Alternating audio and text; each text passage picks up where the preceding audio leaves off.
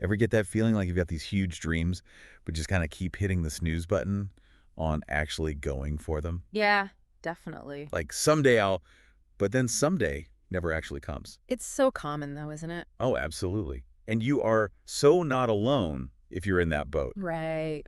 That's exactly what we're diving into today.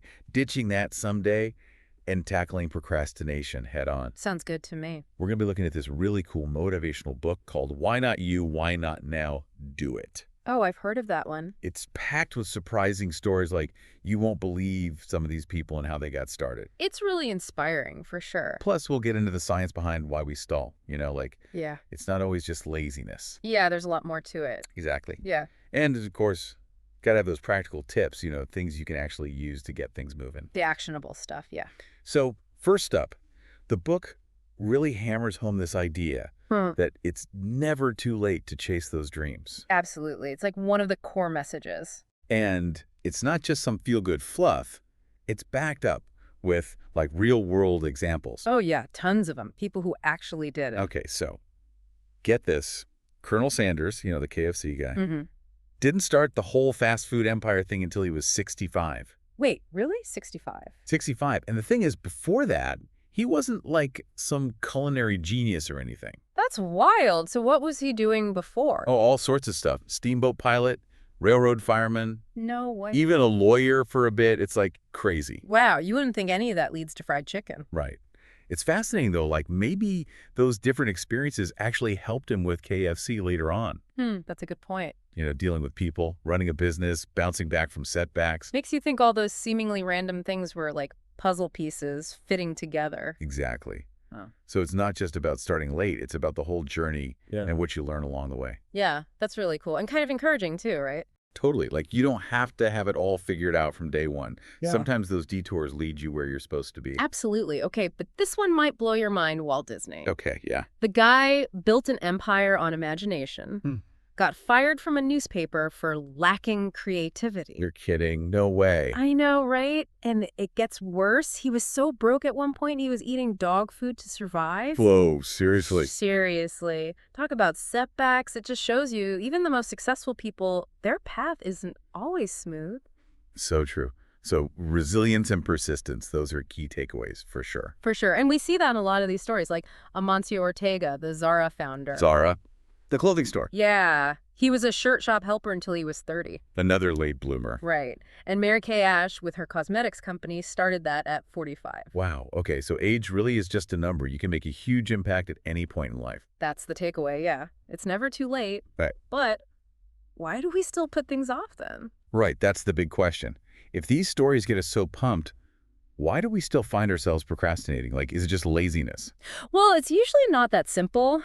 The book talks about the science behind procrastination, and honestly, it's often tied to deeper stuff like fear, anxiety, even low self-esteem. So it's not like we're being lazy. It's more like we're trying to avoid feeling bad, even if it makes things worse later on. Exactly. The book calls it emotional regulation. Basically, our brains are wired to seek pleasure and avoid pain, right? Okay, yeah. So we put off stuff that triggers those negative emotions, even if it creates more stress in the long run. Well, that makes a lot of sense, actually. It's like we're trying to protect ourselves, but end up shooting ourselves in the foot. Pretty much. It's not about being lazy. It's about understanding those emotional things that contribute to procrastination. Okay, so emotional regulation, what exactly does that mean? Can you break that down a little? Sure. It's basically the ability to manage and respond to our emotions in a healthy way. Like being aware of how we're feeling, what triggers certain emotions, and then having good strategies to deal with those emotions effectively. So when we procrastinate, we're kind of trying to regulate our emotions, but in a way that backfires. Exactly. It's like putting a Band-Aid on a wound that needs stitches. It might feel better for a second, but doesn't fix the real problem. Wow, yeah, that's a good way to put it. So procrastination, it's not just willpower or laziness, it's this whole mix of emotions and behavior. Precisely. And it's not harmless either. The book really emphasizes that. Procrastination can have real consequences, like in all areas of life. Like with schoolwork, right? Yeah. Pulling all-nighters to cram for exams because I put off studying. Yeah, I've been there. Talk about stress. And your grades can tank too, obviously. Totally. The book uses academics as an example, but it goes way beyond that. Procrastination can mess with your relationships, finances, even your health. It's like a chain reaction. Starts small but can really blow up in your face. That's a good way to picture it. And the book says it's super important to realize these potential consequences so we can, actually do something about our procrastination. Okay, so we know it's a problem, but how do we actually fix it? Well, good news is, why not you? Why not now? It doesn't just point out the problem, it gives real strategies to break free. Okay, so let's get into those strategies. What are some of the big ones? So setting clear goals, that's a big one, and breaking those goals down into smaller steps. Yeah, makes sense. I know when I have this huge goal, it's so overwhelming, I don't even know where to begin. Exactly. So instead of focusing on that giant end goal, you shift your focus to smaller, more doable tasks. Kind of like climbing a mountain. You don't teleport to the top, right? Perfect analogy. You take it one step at a time. And then it's not just about setting the goals, it's about actually scheduling time for them. Oh, like making appointments with your goals. I like that. Yeah. Treat those goal time slots as seriously as any other important meeting, and minimize distractions, of course. So no scrolling through social media while working on that big project, huh? Exactly. Got to be intentional with your time and energy.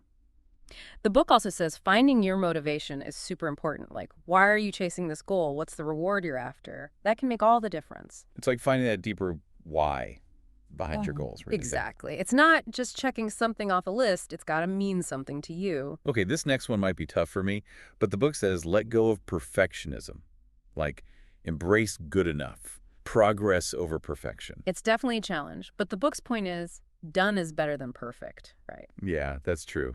I do get stuck sometimes trying to make things perfect and then never even start. It happens to the best of us. It's about shifting the focus, from this unattainable ideal to actually celebrating the progress you're making. Okay, that's a good reminder. Mhm. So we've got setting goals, scheduling, minimizing distractions, finding your motivation, and letting go of perfectionism. What else is in the book's toolbox? Oh, it also talks about the importance of support, like having an accountability buddy, a mentor, or even just being part of a supportive community. So it's like having a team of cheerleaders behind you, pushing you to keep going. Exactly. Sharing your goals, getting encouragement, celebrating milestones together, it can make a huge difference. Makes sense.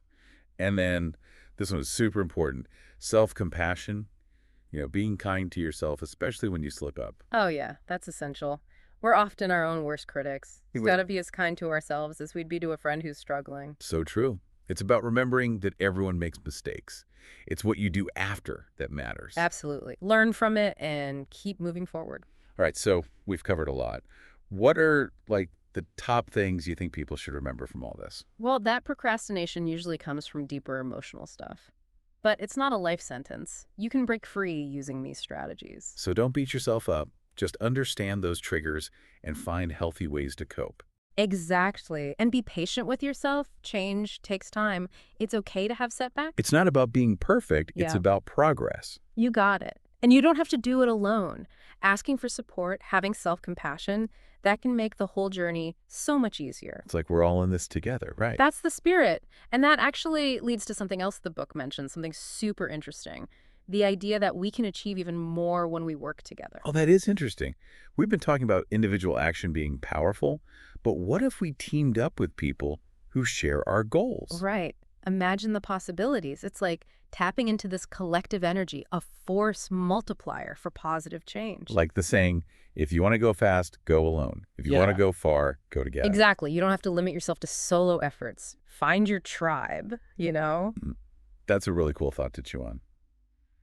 All right, so that wraps up part 1 of our deep dive into why not you, why not now, do it. We've covered some inspiring stories of people who started late, like Colonel Sanders and Walt Disney. We got into the science behind procrastination, why it's not just laziness, and those practical strategies to break free. Lots of good stuff. And we've started thinking about how connecting with others can supercharge our efforts. Can't wait to dive into that more. Me too. We'll Okay. definitely be exploring that further in part 2, so stay tuned for that. Okay, so picking up where we left off, this whole community thing, right? Like finding people who share your goals, Mhm. it can really change the game. Totally. It's like having a built-in support system. Yep. Keeps you motivated, keeps you accountable. Exactly. And the book kind of hints at this, but doesn't really dive deep. Like, think about those inspiring figures we talked about, Colonel Sanders, Walt Disney. Yeah. They didn't achieve success all by themselves. They had teams, mentors, collaborators, all these people playing a part. That's true. Even those iconic achievers had a network behind them. It's not about being a lone wolf, it's recognizing the power of teamwork and having that shared purpose. Yeah, even if it's not a formal team, just having someone to bounce ideas off of, someone to celebrate those small wins with. Makes a huge difference, for sure. It's about that shared accountability, that encouragement. And let's be real, achieving any goal, it's rarely a smooth ride, right? Oh, absolutely not. There are going to be challenges, setbacks, those moments of doubt. Huh.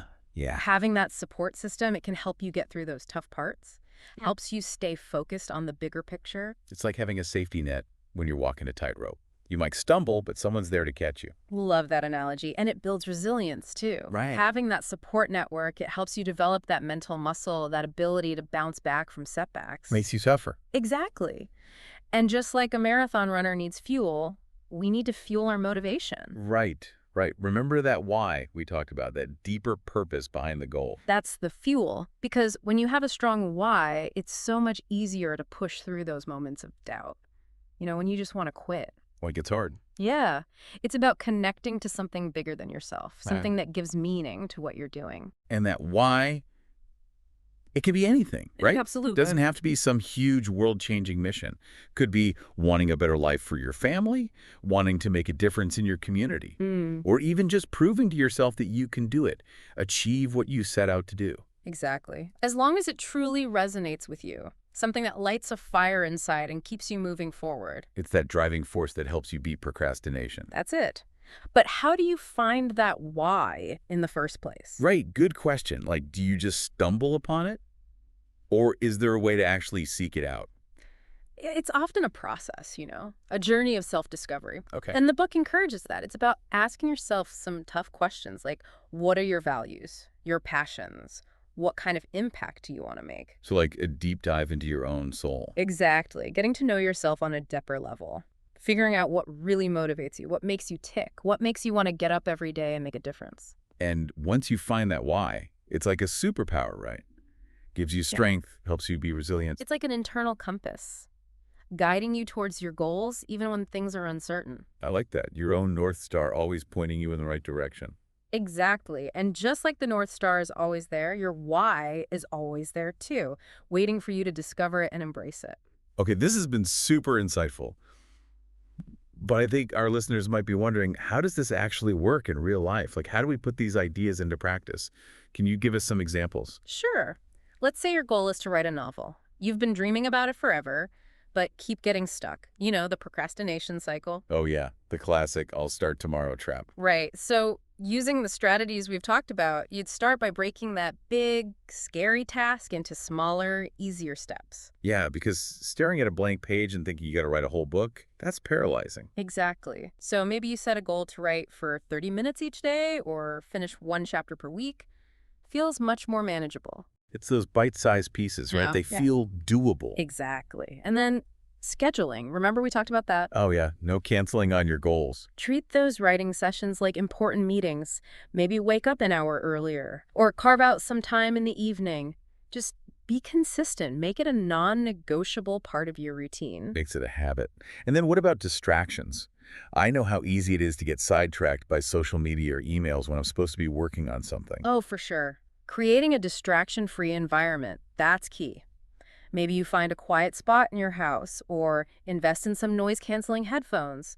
You can even use website blockers, to temporarily block those tempting sites. Ooh, that's smart. Yeah. It's like creating your own little writing sanctuary. Exactly. And don't forget about your motivation. Why are you writing this novel? What's the message you want to share? Tapping into those deeper reasons, that can really fuel your writing. That's like your energy reserve, right? Helps you power through the tough parts. Exactly. And support, remember, having a writing buddy, joining a writing group, it can make a world of difference. Oh, yeah, like having your own cheering squad. Right. Sharing your work, getting feedback, celebrating milestones together, it's huge for motivation and accountability. Plus, connecting with other writers, it creates a sense of community. You realize you're not alone in this. And then self-compassion. There will be days when you don't hit your writing goals or you feel like you're not making progress. Oh, definitely. It's so important to be kind to yourself on those days. Remember, Everyone struggles sometimes. Just keep showing up. Keep doing the work. Couldn't agree more. It's about focusing on the journey, not just the destination. Celebrate those small wins. Acknowledge your efforts. Progress over perfection. You got it. And remember, you have the power to achieve anything you set your mind to. It's about believing in yourself, taking action, and surrounding yourself with the right support. Exactly. So whether you're writing a novel, starting a business, or going after any other goal, remember those key principles. That why not you, why not now spirit. Exactly. And you've got the tools and the support to make it happen. So, to wrap up this part of our deep dive, what's one thing you want listeners to really think about as they continue on their own journeys? Embrace the power of community. Don't be afraid to reach out to others who share your goals. You'll be amazed at the support and inspiration you find. That's awesome advice. And it leads us perfectly into the next part of our deep dive, where we'll explore even more ways to turn those dreams into reality. All right, so we've talked about a ton of great ways to beat procrastination, breaking down goals, making a schedule, finding your why. But even when you have all the right tools, sometimes you still just feel stuck. Yeah, I get that. And it actually brings up something the book mentions. The power of momentum. It's like once you start taking action, even if it's small, it creates this ripple effect, makes it easier to keep going. Oh, I like that. Like pushing a snowball down a hill. Right. Exactly. Start small, but as it rolls, it picks up more and more snow. Gains momentum, becomes unstoppable. And that's why celebrating those small wins is so important. Don't wait until you've reached the big final goal to acknowledge your progress. It's like giving yourself little rewards along the way, right? Yeah. Keeps the motivation up. For sure. But it's not just about staying motivated. It's also about reminding yourself that you're capable. It's so easy to get caught up in self-doubt, focus on how far you still have to go. Yeah, I do that all the time. But when you take a moment to appreciate how far you've come, it can be really empowering. So how do we actually celebrate those wins? Like, do I need to throw a party every time I check something off my to-do list?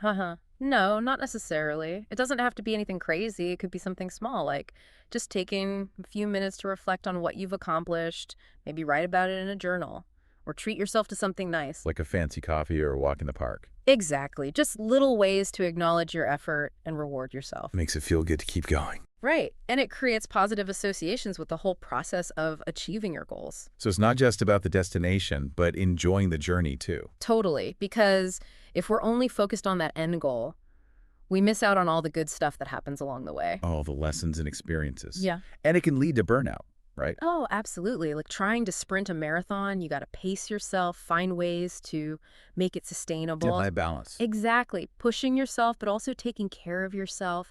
It's a bit of a dance, finding that rhythm that works for you. So it's not about being perfect. Yeah. It's about being persistent. You got it. Showing up consistently, even when you don't feel like it, trusting that the momentum you're building will get you there. It's having faith in the process, even when the path is a little, bumpy. Exactly. And remembering that you have everything you need to make those dreams happen. It's so powerful. Well, as we wrap up this deep dive into why not you, why not now, do it. I want to leave our listeners with one question to think about. What's one small step you can take today to get closer to your goals? Yeah, think about that. It doesn't have to be huge, just something to get the ball rolling. Maybe it's finally writing that first page of your book, or signing up for that online course you've been thinking about. Or reaching out to someone you admire for advice. Whatever it is, take that step. And remember, why not you? Why not now? You got this. And that's a wrap on this deep dive. Until next time, keep dreaming big, keep taking action, and don't forget to celebrate those wins.